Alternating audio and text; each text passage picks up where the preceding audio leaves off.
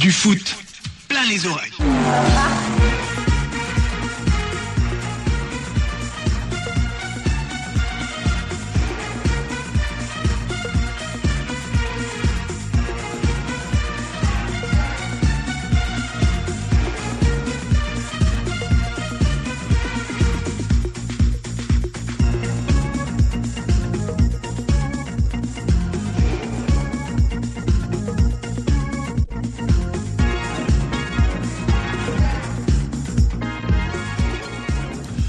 11h05 sur Alger Chaîne 3, madame, mademoiselle, monsieur, bonjour. De vous retrouver en ce vendredi 23 janvier 2014. Eh bien oui, la Coupe d'Algérie dominera les débats ce week-end avec les huitièmes de finale. Un huitième de finale avec un choc Sétif CS Constantine. On en parlera avec les acteurs de cette finale avant la lettre. Les Sétifiens qui jouent gros sur cette rencontre face à une équipe du CSC qui reste sur 2 victoires à l'extérieur. Le Cendrillon Bni Douala en course pour une qualification en quart de finale. Mais avant cela, il faudra battre le MOC de Constantine qui n'abdique pas et qui espère également continuer son petit bonhomme de chemin. Les clubs de Ligue 1, Ligue 2 s'organisent. Une première réunion pour la création de leur association s'est déroulée au siège de la Fédération algérienne de football. On retrouvera le président Hanachi pour nous en parler. Pourquoi cette motion de soutien au président Mahfoud Karbech? Depuis 2 mois, un nom revient sur toutes les lèvres.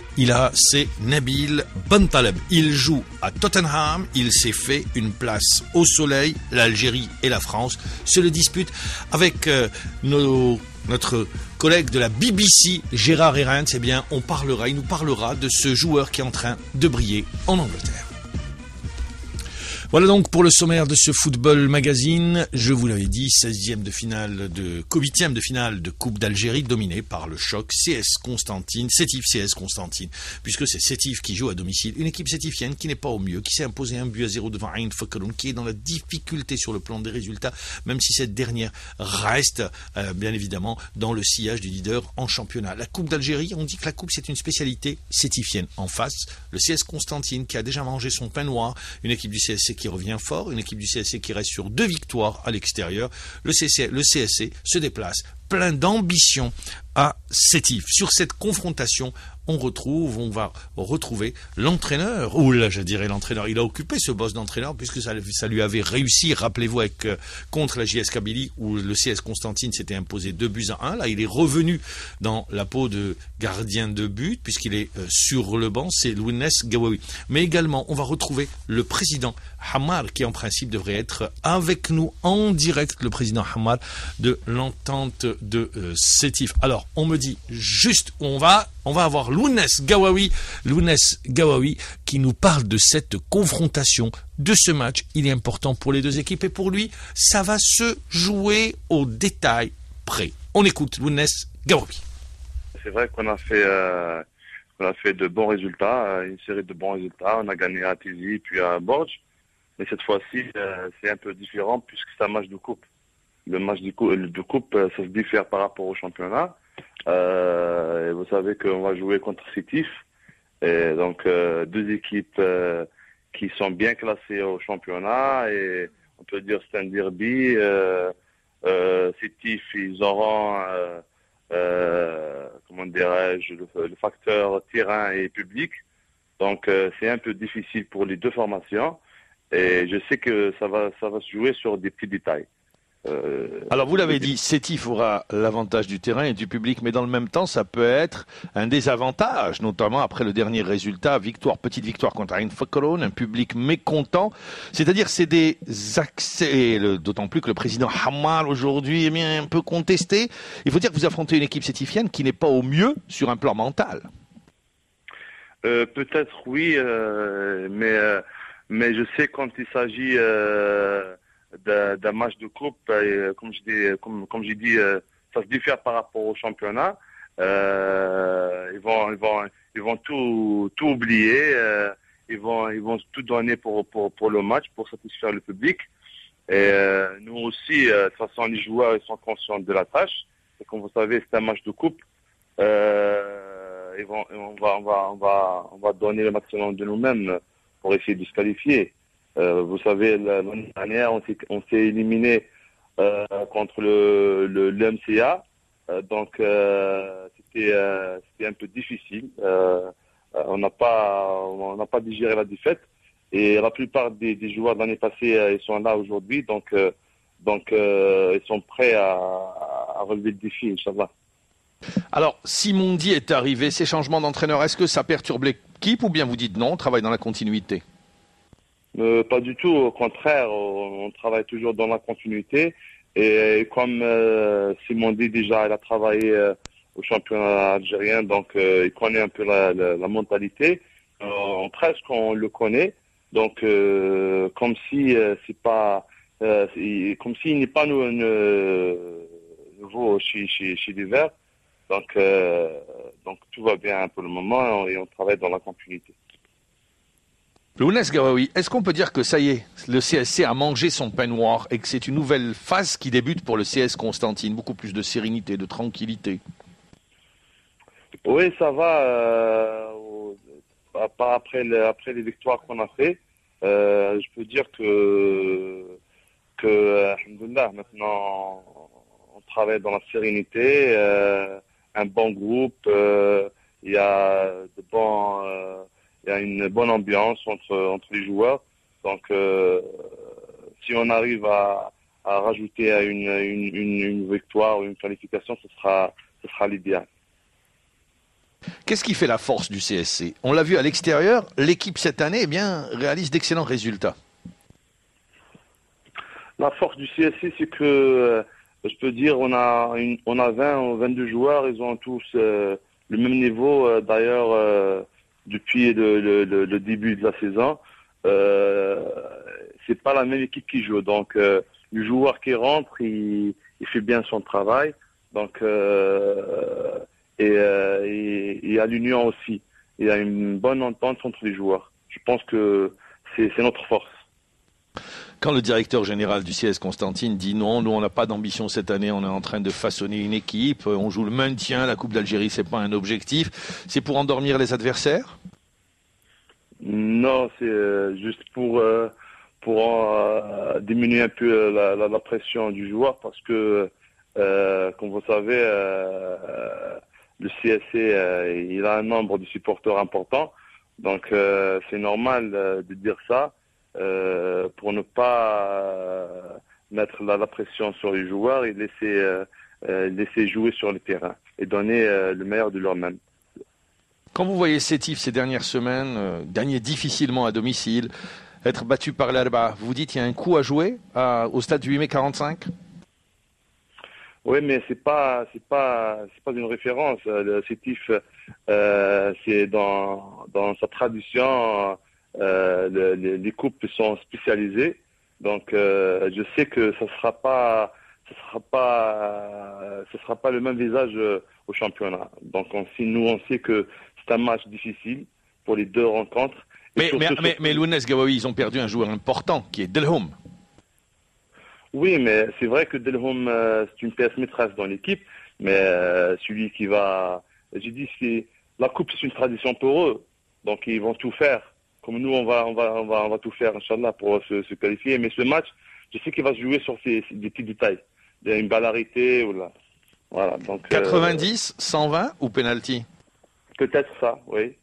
Quand je dis que ça jouait sur des détails, peut-être 90, peut-être 120.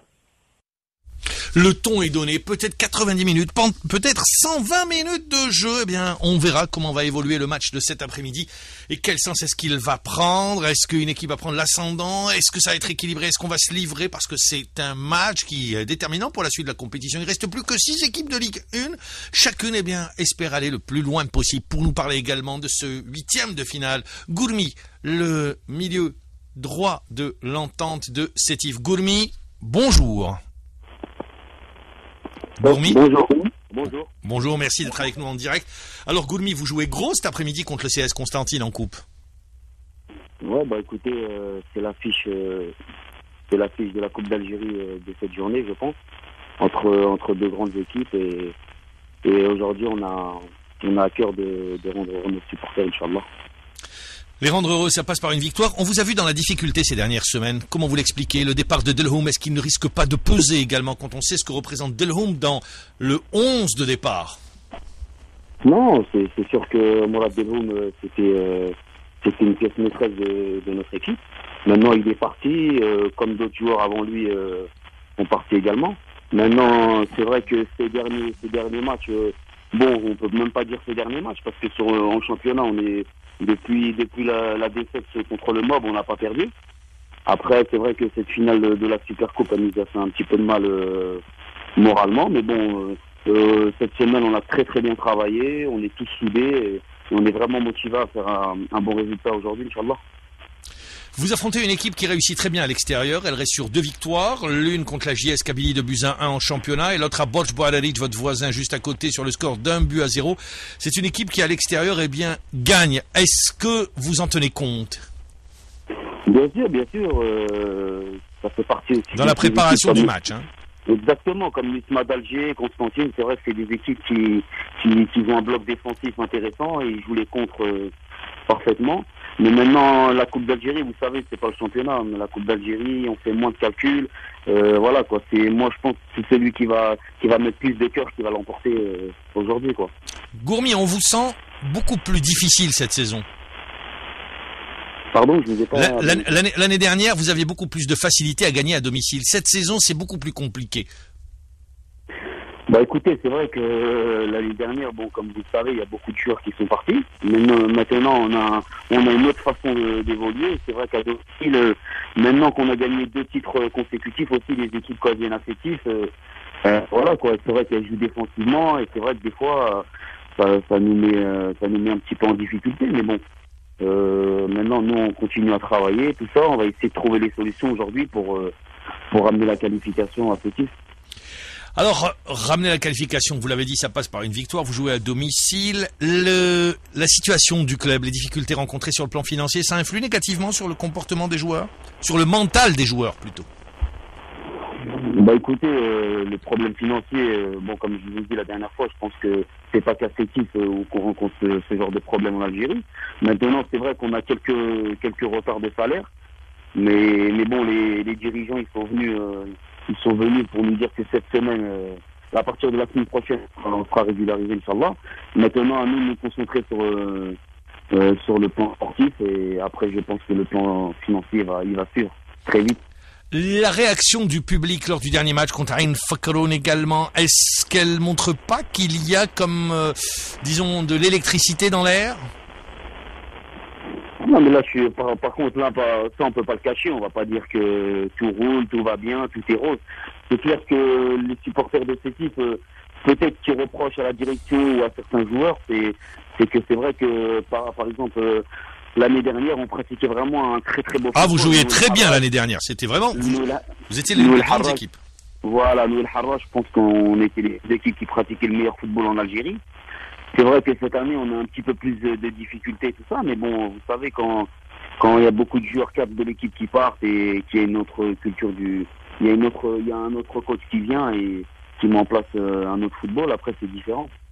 Mais bon, même justement, joueurs, je pense qu'il faut s'adapter. Vous imputez cette situation au changement fréquent d'entraîneur? Bah bien sûr, de toute façon, la stabilité, je pense que c'est toujours mieux pour un club. C'est vrai que là, c'est la 3e fois qu'on change d'entraîneur. C'est vrai que c'est pas facile pour les joueurs. Mais bon, on va continuer à travailler. Et voilà, quoi. Nous, on est tous concentrés en tout cas pour dès cet après-midi ramener la qualification aux supporters de l'Entente. C'est un peu une qualification également pour votre entraîneur, Kherdin Madoui, qui est en difficulté. C'est vrai qu'il était toujours dans le poste d'entraîneur adjoint. Là, il est en première ligne et un peu dans la difficulté. Ouais, dans la difficulté, oui et non. Bon, vous savez, quand vous êtes entraîneur principal, il y a toujours plus de pression. Mais il faut savoir que Kherdin Madoui, ça fait, moi, pour ma part, ça fait 3 ans que je suis ici. Ça fait 3 ans qu'il travaille dans l'ombre, mais c'est un grand technicien. Maintenant, c'est notre entraîneur. Nous, on a vraiment confiance en lui et tout ça. Et voilà, quoi. C'est vrai que lui aussi, il soulage un petit peu les joueurs. Les joueurs, ils ont confiance en lui. Et je pense qu'avec lui, on va faire des très bons résultats. Et ça passe notamment par une qualification cet après-midi contre Constantine. Gourmi, et ça sera ma dernière question. Sétif, selon vous, il y a un esprit d'équipe? Bien sûr, croyez-moi, c'est vrai que même dans les grandes équipes, ils passent toujours par des hauts et des bas. Sétif, c'est la même chose. Voilà, quoi, c'est vrai qu'on peut pas toujours être au top. Voilà, c'est vrai que peut-être qu'on passe par un passage à vide, mais bon, le plus important, c'est de relever la tête et de vite se remettre au travail, et ça passe par une qualification, Inch'Allah, cet après-midi contre CSC. Ce sera ma dernière question. Vous avez entendu Lounès Gaoui qui, pour lui, eh bien, le match risque d'aller se jouer en 120 minutes. Qu'est-ce que dit Gourmi? Bon, moi, j'aimerais pas que ça se passe comme ça. Ah ouais, voilà. Maintenant, bon, c'est vrai que la coupe, ça peut être possible, 120 minutes, ça peut être les pénaltys. Mais bon, je pense que si on est concentré, tout ça, nous, en tout cas, on va essayer de faire le maximum pour ramener la qualification. Maintenant, que le meilleur gagne, et surtout que ce soit une fête. Faut pas l'oublier, parce que le football, ça restera toujours une fête, et surtout en Algérie. C'est avant tout une fête, avant tout un spectacle. Faites-nous plaisir, faites-vous plaisir, comme je dis toujours. Merci Gourmi d'avoir été avec nous en direct, d'avoir répondu à nos questions. Et on vous remercie pour votre disponibilité à chaque fois qu'on vous sollicite. Merci Gourmi. Donc le match sera en direct sur les ondes d'Alger Chaîne 3, en temps de Sétif CS Constantine. C'est l'affiche de ces huitièmes de finale. Quand on parle des huitièmes de finale, on parle toujours du petit poussé. Le petit poussé s'appelle Bni Douala. On reviendra après avec le reportage réalisé par Mohamed Haouchil, mais nous avons Mohamed Haouchil pour nous parler de comment préparent les supporters de Bni Douala le déplacement sur le stade du 1er novembre. Est-ce qu'il y a une effervescence particulière à quelques heures de cette rencontre Bni Douala, Moc de Constantine? Il est avec nous en direct. Mohamed Haouchil, bonjour. Oui, Mohamed Jeboul, bonjour. Amis auditeurs, salutations. Vous l'avez si bien dit, vous le savez pertinemment en tant que journaliste expérimenté, qu'il n'y a que la Coupe d'Algérie qui est capable d'engendrer un tel engouement populaire. Je peux vous dire en tout cas, jadis, l'US Bni Douala, petit club de la région, jouait devant quelques centaines de spectateurs. Et voilà qu'aujourd'hui, en tous les cas, ils sont des milliers de spectateurs à rallier le stade du 1er novembre cet après-midi. Toute la région d'Adouala, vous savez que la Béra d'Adouala, c'est plusieurs communes, c'est Bni Douala, c'est Aït Mahmoud avec Tegmout Azouz, c'est Bni Aïssi, tout cela en tous les cas, même les APC ont mis gratuitement des bus au profit de leurs supporters, tout cela pour envahir le stade du 1er novembre cet après-midi, un jardin préféré, il faut le dire, pour cette sympathique équipe de l'US Bni Douala, et qui, faut-il le rappeler, a balayé des équipes de renom telles que l'Arbaria, leader de la division nationale amateur, et au tour précédent le Mouloudia de Batna, l'ancien finaliste de la Coupe d'Algérie. Il faut le faire. Bien évidemment, il y aura les supporters de la JSK, les supporters d'autres clubs de Kabylie qui seront derrière, comme vous l'avez si bien dit, le petit poussé. Mais un petit poussé qui veut se faire plaisir, tenez-vous bien, qui ne fait pas de cette rencontre une obsession, mais tout simplement une passion pour jouer le jeu. Une fête avant tout. Bonus. Oui, bien évidemment, ils ont rendez-vous avec, ils sont conscients quand même ils ont rendez-vous avec l'histoire. Vous imaginez qu'en cas de victoire, une qualification en quart de finale de la Coupe d'Algérie, ils n'auraient jamais imaginé tout cela en début de saison. Eux qui ont accédé cette année en Régional 1, qui voulaient jouer un petit peu l'accession pour l'interrégion et qui se retrouvent un petit peu propulsés sur l'actualité footballistique. Il faut le faire.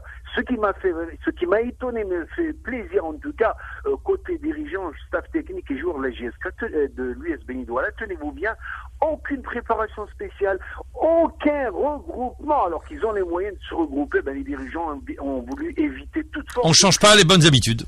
Écoutez, ils sont entraînés hier, ils ont dit bye-bye à tous leurs joueurs, qui sont rentrés chez eux gentiment, gaiement, pour se rencontrer là tout à l'heure à midi pour un déjeuner ensemble, aller se faire plaisir cet après-midi. Je pense qu'ils ont la chance d'avoir un entraîneur bien connu, c'est Ed Felten, qui est formateur à l'ISTS. Enseignant à l'ISTS. Oui, très connu d'ailleurs. Ils ont chez Abel Meftah un entraîneur expérimenté, lui aussi. Et beaucoup de personnalités, je sais que les autorités locales seront présentes cet après-midi. Il y aura le Walid Ziouzou, les anciens joueurs de la région, bien évidemment le capitaine légendaire de la JSK, Meloud Aïboud, qui est natif de la région, mais aussi un invité de marque, Mahidine Khalef, l'ancien entraîneur de la JSK, qui se fait un plaisir en tous les cas de venir motiver un petit peu cette jeune formation. Je peux vous dire en tout cas qu'il y aura deux beaux mondes cet après-midi face au Mouloudia de Constantine, qui a une histoire, il faut le dire, une notoriété derrière, même si ces dernières années, le MOC a malheureusement rétrogradé en 3e division, mais ils sont quand même leaders en division nationale amateur côté Est. C'est une équipe du MOC qui veut retrouver, bien évidemment, son histoire et sa place dans le Guata du football algérien. Mohamed Haouchi, une question. Bni Douala, ville morte aujourd'hui. Ville morte, ça va déferler, c'est le cas de le dire, ça va déferler. Ils vont être tous collés. Suivre Mohamed Haouchil en direct de Tizi Ouzou. à partir de 15h, ambiance exceptionnelle. À tout à l'heure. Merci Mohamed Haouchine. À tout à l'heure, rendez-vous est pris. Vous l'avez entendu, Beni Douala, ville morte. Des bus ont été affectés pour permettre le déplacement des supporters. Ça va être la grande fête sur toute la région.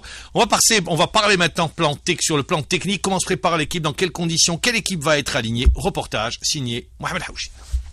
Considéré comme le petit poussé de ces 16e de finale de Coupe d'Algérie au même titre que l'US Beni Aknoun, dernier rescapé de la régionale 1, la jeune formation de l'US Beni Douala, relevant de la wilaya de Tizi Ouzou, sera opposée demain samedi au stade du 1er novembre au Mouloudia de Batna, club chevronné de Ligue 2 professionnelle. Mais voilà que les jeunes loups de Beni Douala, encadrés par deux anciens joueurs expérimentés de la jeunesse sportive de Kabylie, en l'occurrence Rahim Meftah et l'Amara Douicher, semble décidé en tout cas à jouer sans complexe ce match et tenter de bousculer une fois de plus la hiérarchie pour viser une qualification 8e de finale de Coupe d'Algérie, ce qui constituerait alors un exploit sans précédent dans l'histoire de ce jeune club, comme nous le confirme d'ailleurs son capitaine et libéraux Rahim Meftah.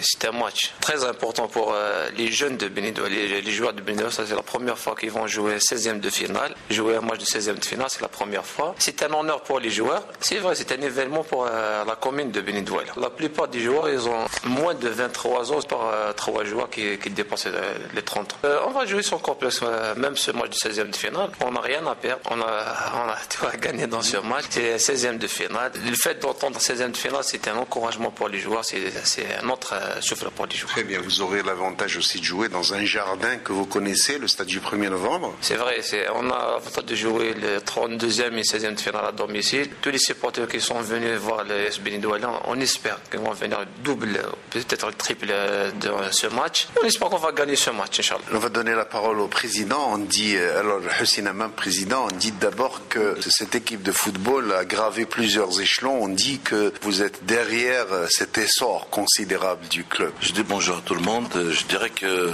l'équipe de Beni Douala a gravé des échelons. C'est par rapport au travail qui est fait par tous les entraîneurs qui est passé par Beni Douala, c'est son staff dirigeant et le sérieux qui réside dans cette équipe de Beni Douala, momentanément avec tous les dirigeants et staff technique et joueurs qu'on a recrutés. Très bien. Je sais que vous êtes bien classé en championnat. Vous visez pourquoi pas l'accession en interrégion cette année. Alors c'est quand même un événement. On visera toujours de gagner ce match pour aller plus loin possible dans cette coupe. Pour nous, on vise le championnat, pas autre chose. Vous imaginez un club aussi jeune que l'US Beni Douala, s'il venait à vous qualifier pour le 8e de finale, serait un exploit. Oui, ça serait un exploit. Généralement, un match, ça se joue. Ça se gagne pas par des noms ou par des paliers. Il faut le jouer, il faut mettre le cœur, puis on va jouer sans complexe. Pour terminer, donc vous êtes originaire de Beni Douala, n'est-ce pas? Un club comme l'US Beni Douala qui a gravi des échelons, qui donne du bonheur aux supporters. Quel effet ça a fait au niveau des villageois, de la région, des citoyens? Je sais bien qu'on n'a pas rendu heureux que Beni Douala. Il y a tout le monde dans la wilaya de Tizi Ouzou qui est content pour cette qualif, qui est content pour Beni Douala, même d'Alger, même de partout. Je reçois des coups de téléphone. C'est tout le monde qui suit l'événement de Beni Douala. Oui, tout le monde est derrière Beni Douala. J'espère bien que tout le monde soit en rendez-vous pour ce 6e de finale. Eh bien oui, c'est tout le mal qu'on souhaite pour vous l'avez compris, pour ce 8e de finale, bien évidemment, Beni Douala Moc de Constantine, qui se joue cet après-midi au stade du 1er novembre. Et vous avez entendu donc les réactions des joueurs, la préparation de cette confrontation, dans quelles conditions est-ce que les supporters de Beni Douala se préparent pour ce match. Il est 11h29 sur Alger Chain 3, on reste sur l'équipe, sur la Coupe d'Algérie avec les 8e de finale, avec une équipe, un match qui est assez particulier. Rappelez-vous, l'année dernière, on jouait les 32e de finale et l'US Chaouia accueilli pour la circonstance le Mouloudia d'Alger. Le Mouloudia d'Alger a peiné pour aller à la séance de tir au but. C'est l'US Chaouia qui avait ouvert la marque. Il aura fallu attendre bien longtemps pour voir cette équipe du Mouloudia d'Alger revenir à la marque et égaliser. Et puis il aura fallu la séance de tir au but pour départager les deux formations. Aujourd'hui, la donne change complètement. L'US Chaouia évolue en Ligue 2. L'US Chaouia a des ambitions pour accéder en Ligue 1, alors que le Mouloudia d'Alger joue tout simplement le podium dans ce championnat de Ligue 1 et le Mouloudia d'Alger rêve de rééditer ce qu'elle avait fait la saison dernière, à savoir aller en finale de Coupe d'Algérie. Mais ça passe par cette confrontation face à l'US Chaouia. L'US Chaouia, un petit budget face à une équipe du Mouloudia d'Alger qui, rappelons-le, reste l'un des gros budgets du championnat du football national. C'est un petit peu le riche contre le pauvre. Voilà comment on pourrait résumer cette confrontation. Et pour en parler, nous avons avec nous, à partir d'Oumoul Bouari, le président de l'US Chaouia, Monsieur Majid Yahi. Yahi, bonjour. Bonjour. Heureux de vous retrouver, Majid Yahi. Alors aujourd'hui, vous retrouvez en Coupe d'Algérie, tout comme l'année dernière, mais à un stade plus avancé, le Mouloudia d'Alger. C'est un match de fête, c'est un match particulier, c'est un match gala pour l'US Chaouia. Oui, bonjour Monsieur Amr Zbour, bonjour amis sportifs. Bon, le match contre le Mouloudia, même en Coupe d'Algérie ou en championnat, c'est un match de rêve. C'est un match de gala et c'est un match de plaisir pour les joueurs et pour la région, puisqu'il n'y a pas de match dans la région, il y a l'unique match, c'est l'ISC MCA, qui va être dans un esprit sportif total.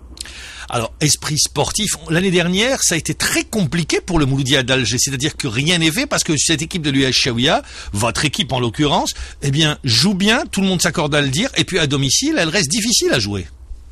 Oui, bon, notre équipe revient les derniers matchs. De toute façon, on a enregistré des résultats positifs.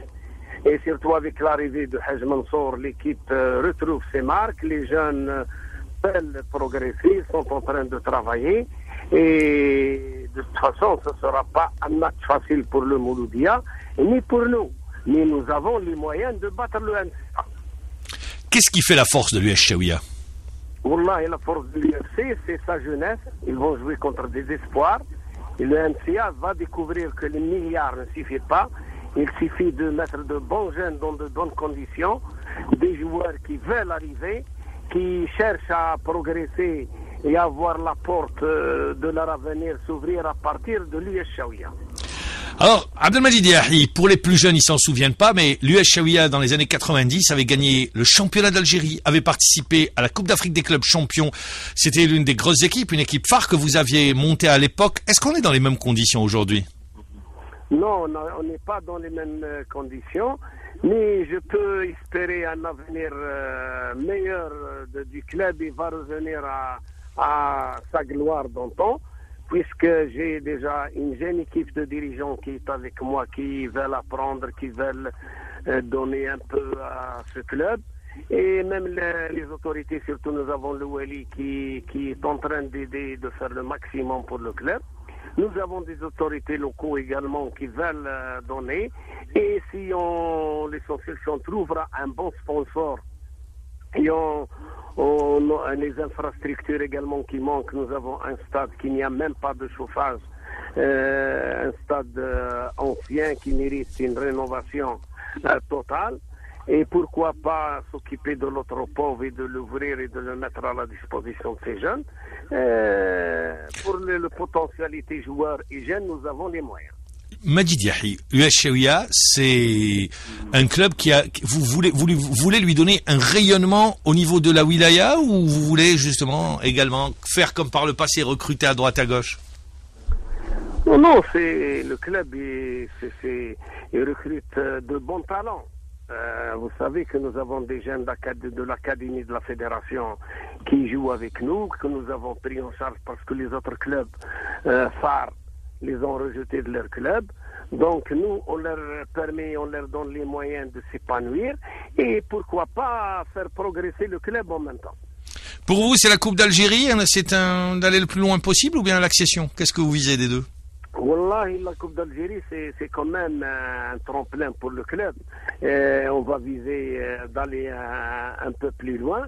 Pourquoi pas parce que les dieux des stades peuvent choisir l'USC en finale. Et pourquoi pas? On ne peut pas négliger une Coupe d'Algérie qui nous a donné jusqu'à maintenant, parce qu'on a eu de la chance de tomber, tous les matchs joués sont à domicile, malgré qu'on a tombé avec des grands clubs comme Borj Bouaririche, comme la Samein Melilla, que c'est des clubs à ne pas négliger. Mais l'appétit ne vient qu'en mangeant. Le championnat, pour vous, l'accession, c'est pas cette année? Vous voulez vous donner encore du temps? Wallahi, l'accession, notre objectif, c'est que le club progresse dans les résultats, que ce soit en championnat ou en Coupe d'Algérie. Si on arrive à accéder, on ne dit pas non. Et surtout que, vu les équipes que j'ai vues, nous avons les moyens d'accéder. Majid Yahi, Hadj Mansour, c'est un ticket gagnant pour Oum El Bouari? Hadj Mansour, pour moi, c'est l'un des meilleurs entraîneurs d'Algérie. Et c'est un entraîneur qui comprend bien la mentalité chaoui. Et il veut travailler. Nous, on lui donne le champ de travail, on lui fait confiance et on le laisse. On ne met pas la pression sur lui parce que c'est un haut technicien de haut niveau. Alors, technicien de haut niveau, une équipe pour le moment qui veut aller très loin en Coupe d'Algérie. Cette équipe du Mouloudia d'Alger arrive, et vous le savez, avec l'ambition d'aller très loin dans la compétition. Donc, en principe, on devrait assister à une belle rencontre. Normalement, parce que nous, l'objectif pour nos joueurs, c'est de jouer, c'est de jouer pour le plaisir, se faire plaisir dans un match pareil et de démontrer le maximum de leur qualité.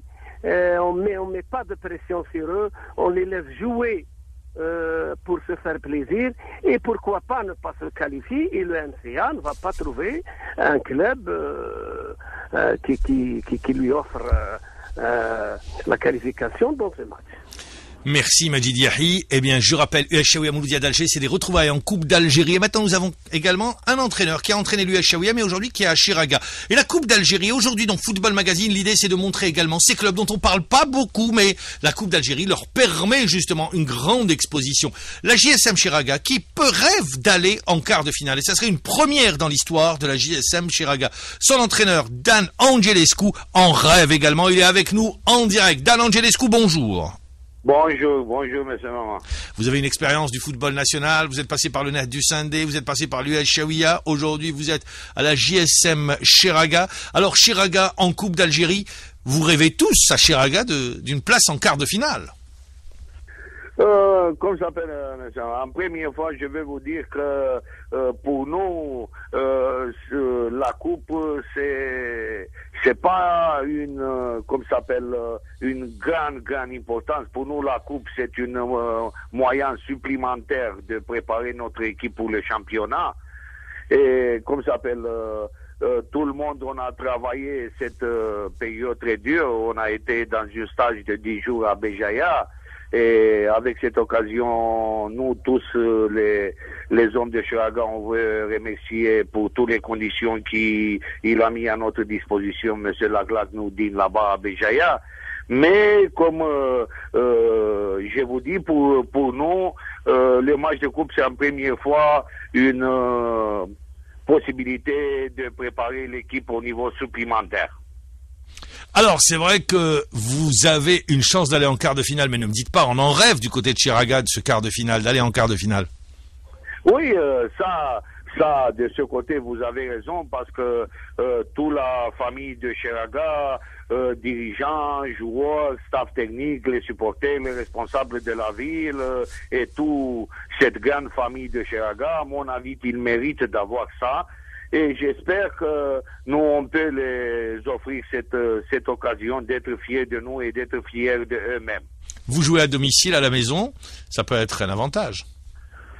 Oui, ça c'est vrai, mais vous savez, tous les matchs de coupe sont difficiles. Il n'y a pas de différence de valeur ou intérieur-extérieur. Pour ça, il y a ce charme de Coupe d'Algérie.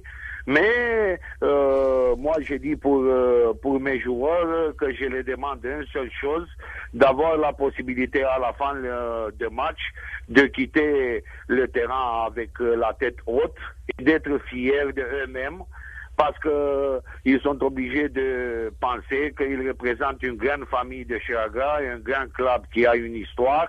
Il faut respecter le blason de ce club et il faut se battre pour le bien de ce club et d'être fiers d'eux-mêmes et d'être fiers en même temps qu'ils représentent le club de Chiraga. Dan Angelescu, dernière question, réponse rapide. Vous jouez Bouakal, qui est une équipe qui a sorti le Cap de Batna. C'est un petit quartier de Batna, qui est une équipe pas facile à jouer. Bien sûr, c'est une équipe d'Est. Vous savez que j'ai entraîné Chaoué là-bas. Je connais le football de la région Est. Sont des équipes agressives, sont des équipes d'avaleurs. Donc il faut se méfier de l'adversaire, il faut le respecter.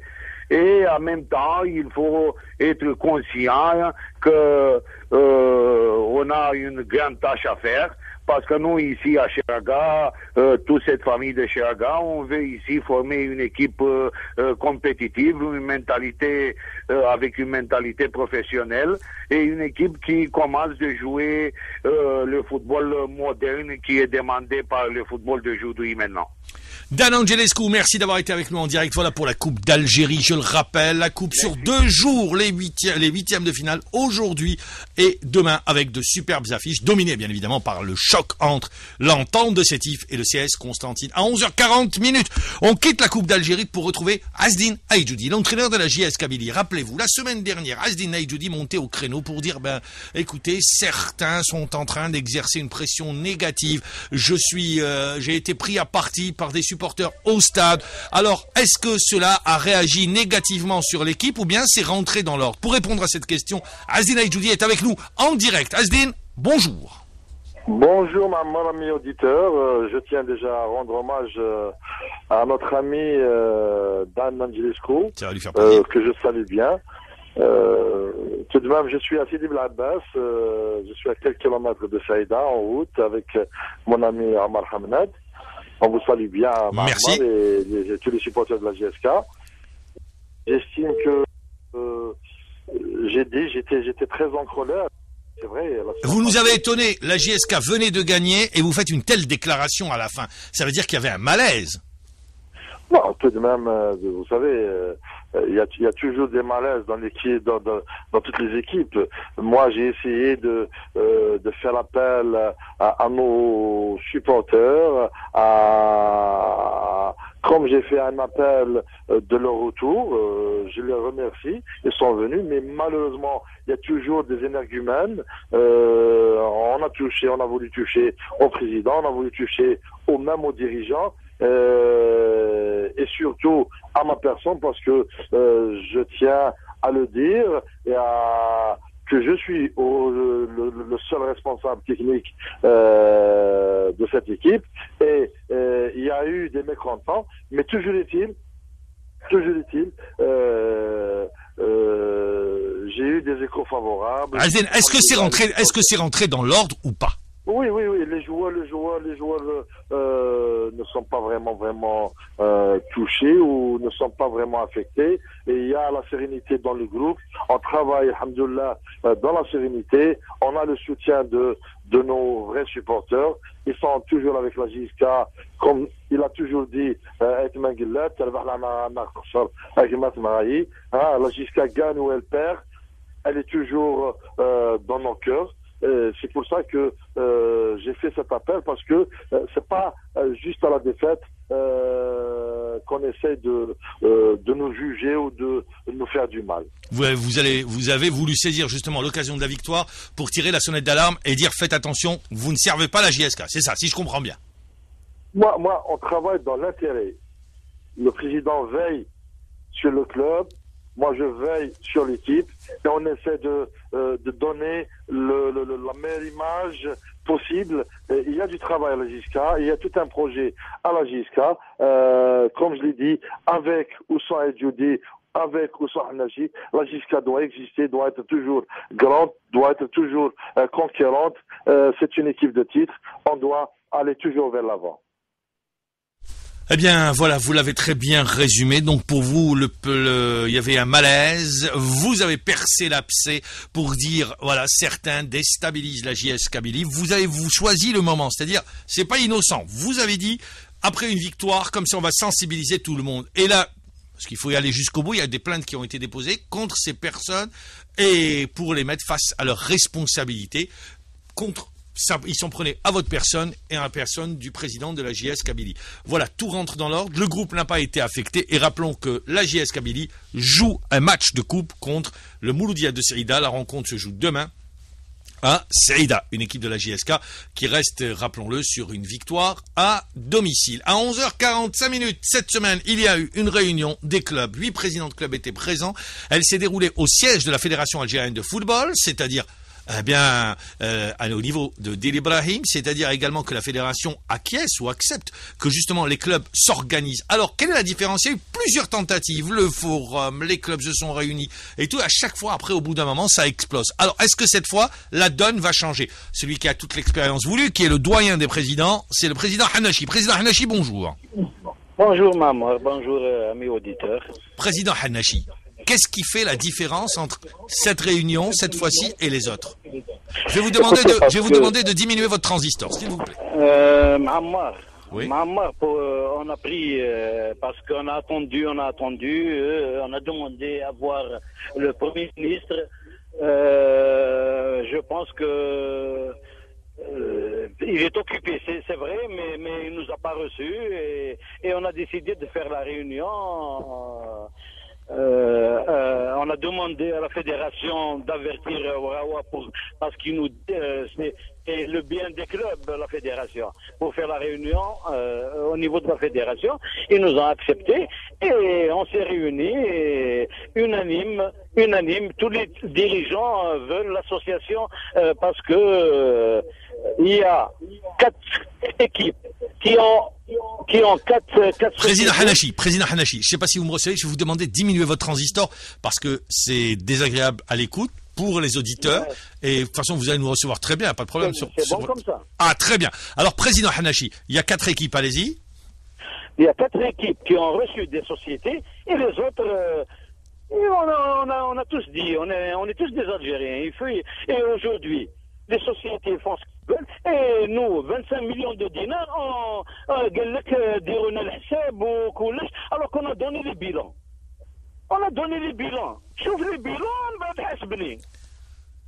Président Hanachi, en d'autres termes, pour vous, les présidents de clubs, vous dites aujourd'hui il y a nécessité de s'organiser. Pour vous, vous n'avez pas été écouté par les pouvoirs publics? Vous n'avez pas eu assez l'oreille des pouvoirs publics?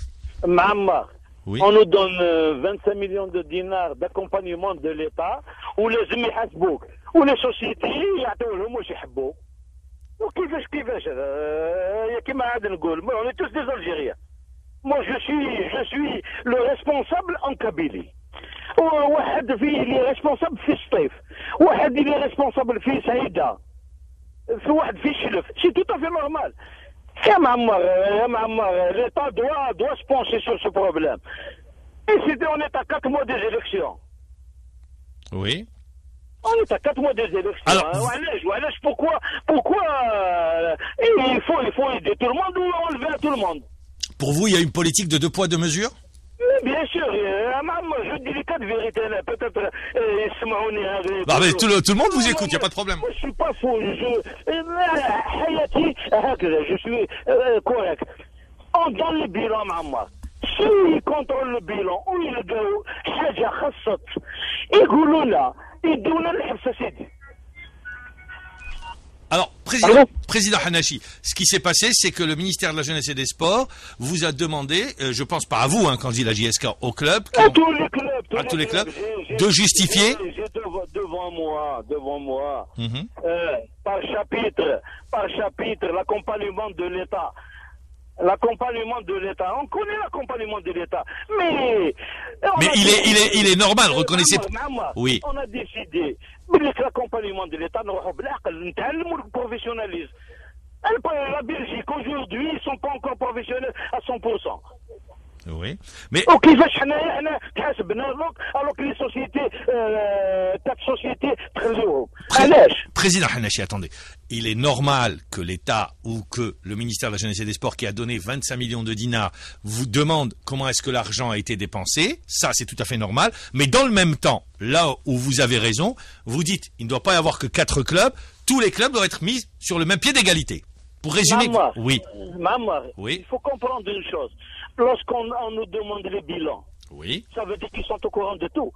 Mais s'il y a un club qui a triché, il lui demande de rectifier.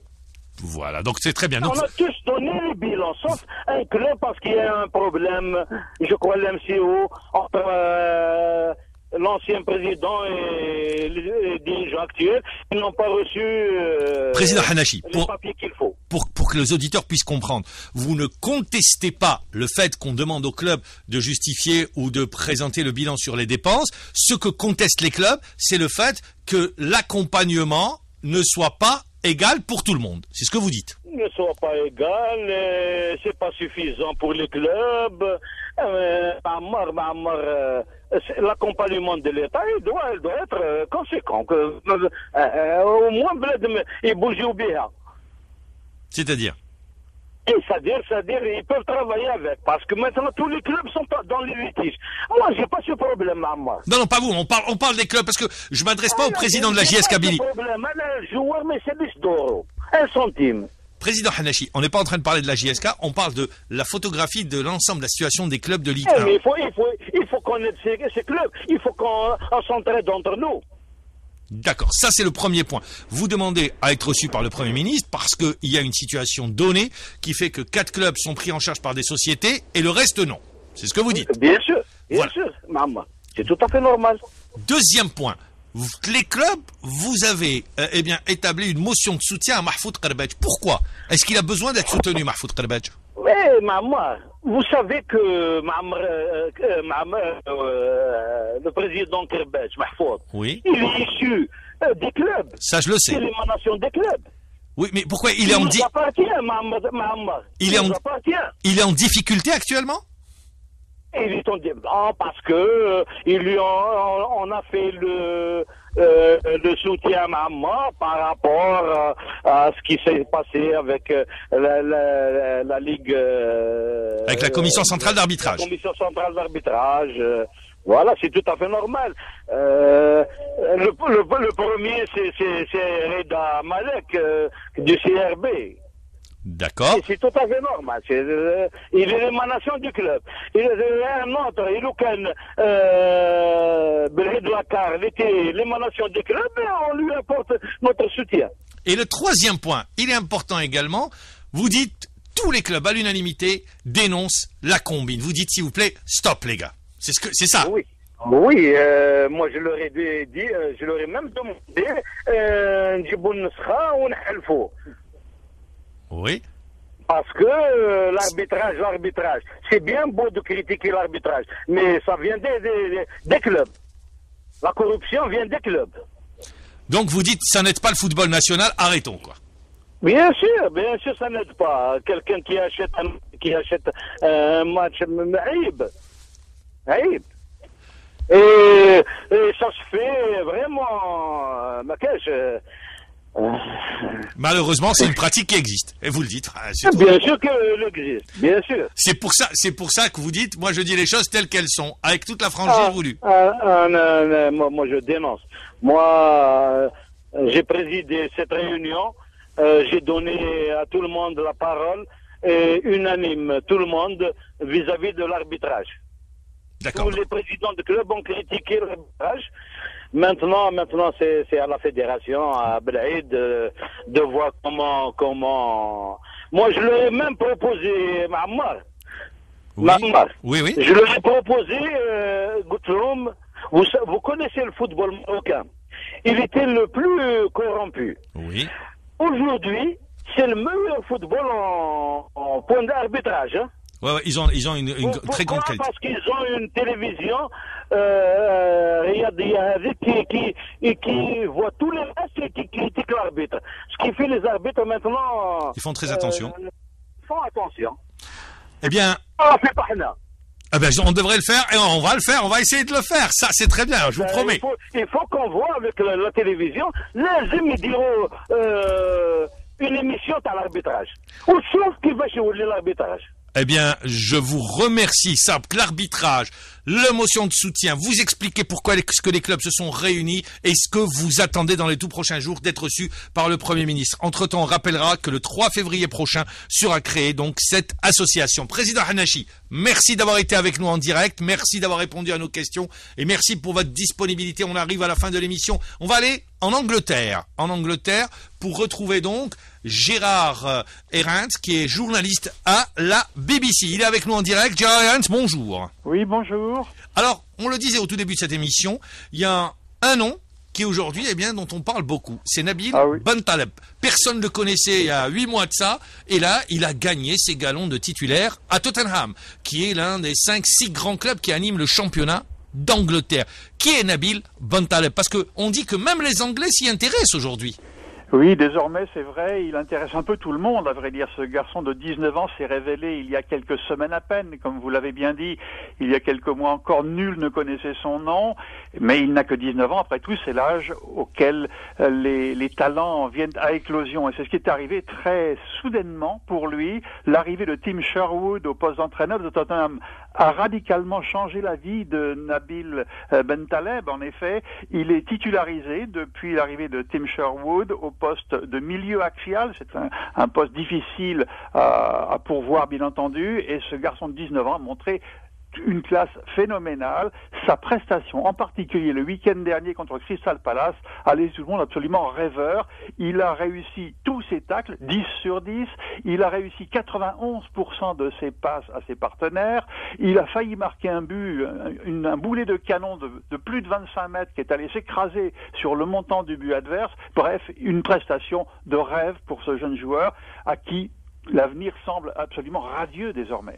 Alors Gérard Herrens, c'est vrai que pour les Anglais voudraient l'avoir, mais c'est un peu plus compliqué. Si on dit aujourd'hui ça se joue entre l'Algérie et la France, on a bien résumé la situation.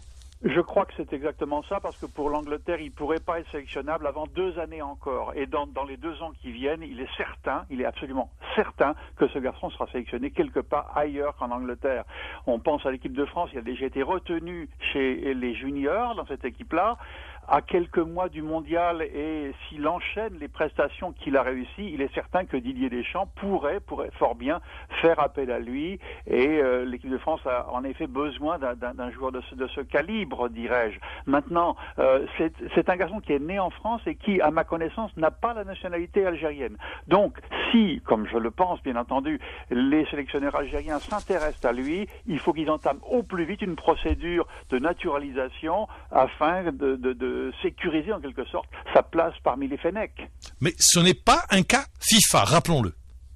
Non, c'est pas simple. C'est un garçon qui est né en France, de famille d'origine algérienne, mais il n'a que la nationalité française pour le moment. Donc, du point de vue administratif, ça pose un petit problème et il faudra faire très très vite pour les Algériens. Maintenant, je sais très très bien que les footballeurs d'origine algérienne ont la fibre patriotique très très forte, et je pense que si les sélectionneurs algériens font appel à lui, Nabil Bentaleb va au moins réfléchir sérieusement à la possibilité d'évoluer en sélection nationale algérienne. D'autant plus que pour l'équipe d'Algérie, rappelons-le, il a beaucoup plus de chances d'être retenu en équipe d'Algérie qu'en équipe de France, je pense.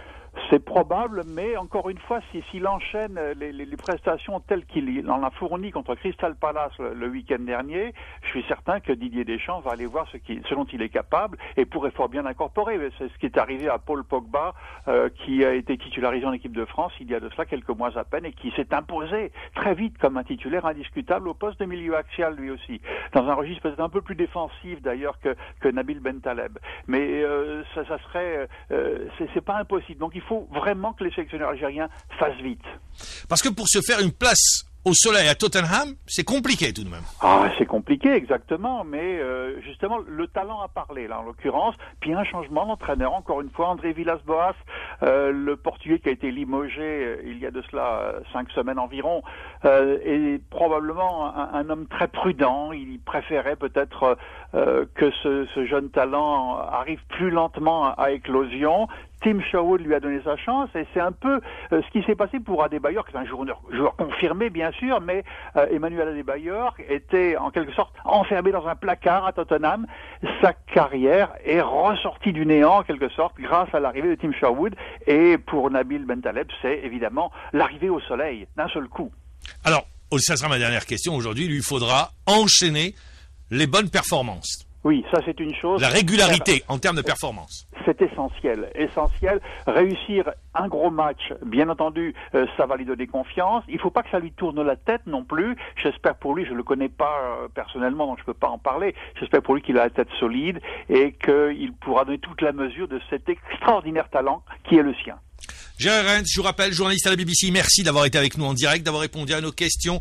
On arrive à la fin de l'émission de ce Football Magazine. N'oubliez pas, tout à l'heure, vous retrouverez Jamel Boukercha pour la spéciale handball et également les rendez-vous du week-end. Cet après-midi, dès 13h47, juste après Salat el-Jumu'ah, il y aura bien évidemment la demi-finale dames, puisque l'équipe nationale va jouer contre la République démocratique du Congo. Et puis, à partir de 15h, sport sur la 3 avec les huitièmes de finale de la Coupe d'Algérie et la demi-finale, messieurs, de la 21e Coupe d'Afrique des Nations de handball. Bon appétit, merci d'avoir été avec nous. Ce programme vous a été présenté par Ouridou. Ouridou, dima ma'akum. Aslam. Bonjour. Hello. Marhaba. Ansou. Bienvenue.